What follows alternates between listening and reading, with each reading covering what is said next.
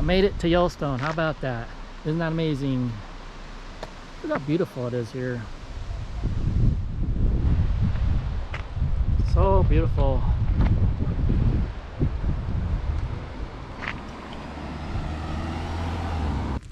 Hey there, I'm at Old Faithful Geyser.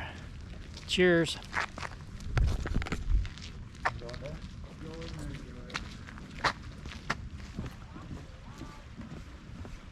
It's a buffalo over there, and there's people about, I'd estimate 20 feet away. Wow, that's a little close.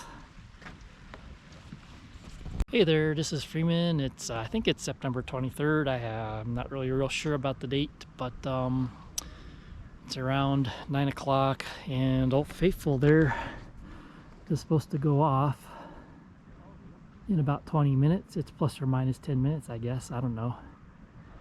And I'll have to tell you, yesterday I was saying that my conversion is not off-grid, but I did an off-grid camp in Yellowstone Park last night, and when I woke up the temperature was 32 degrees. I think it got a little colder. Before I went to bed, I made a meal, and the voltage was at 13 volts, and it got down to 12.6. There's that neat pool there. Say that again. You can see there's like a little crevice down there.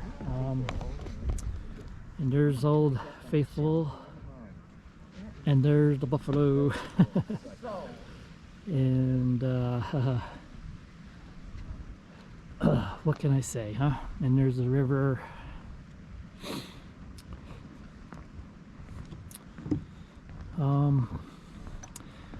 Yeah.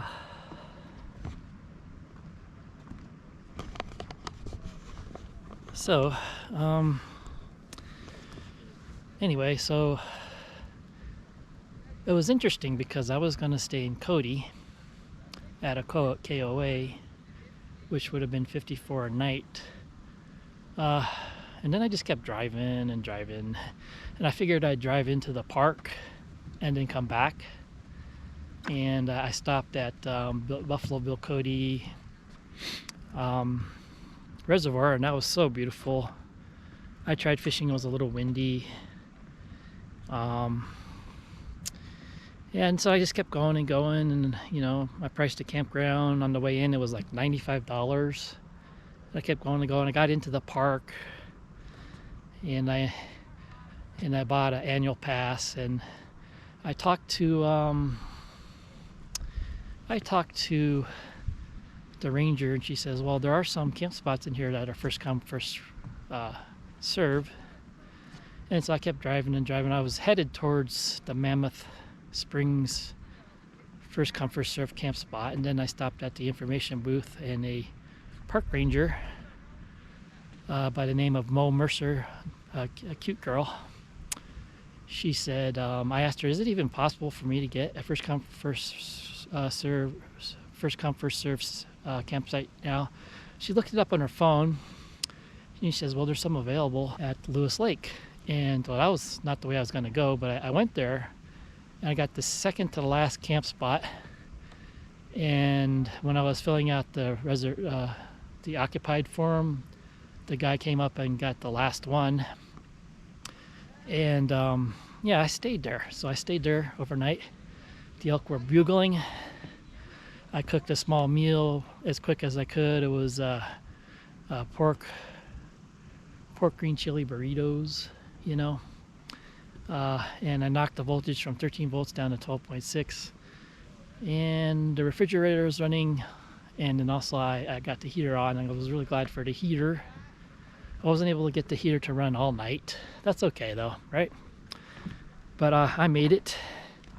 It was a little chilly, but I made it. And I also met some people too. You know, it was getting to be around 7 o'clock, getting dark, and I didn't want to go to bed then, because then I would get up too early, you know. So I walked around and found the noisiest people with a campfire and started talking to them, and they had a conversion, which was interesting, with a tent on top. and you know, they were fun to talk to. There were a couple of medical people, doctors and physician's assistants. We had a good time talking, and I managed to stay up till about 10 o'clock, and then I went into my Tahoe. And people camped next to me were from the West Coast, but they didn't talk much.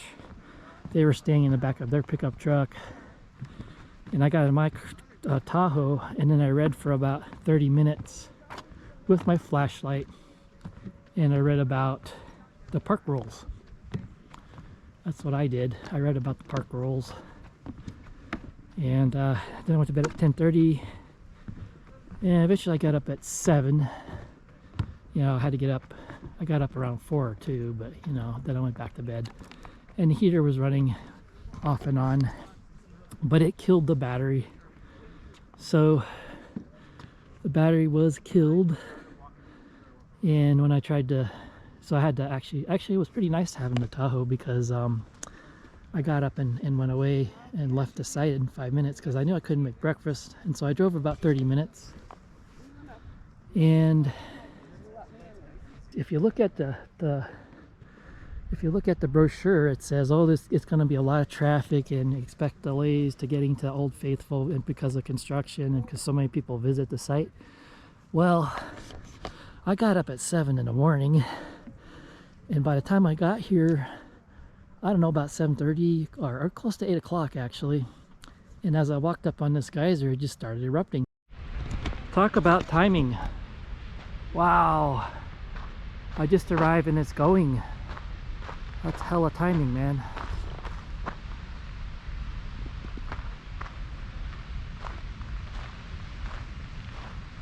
Wow, that's timing. Didn't have to wait at all. Usually takes an hour. Yeah, I filmed it a little bit, and then I went back to a picnic area and then made my smoothie, and I made some coffee, but I still didn't have enough battery power.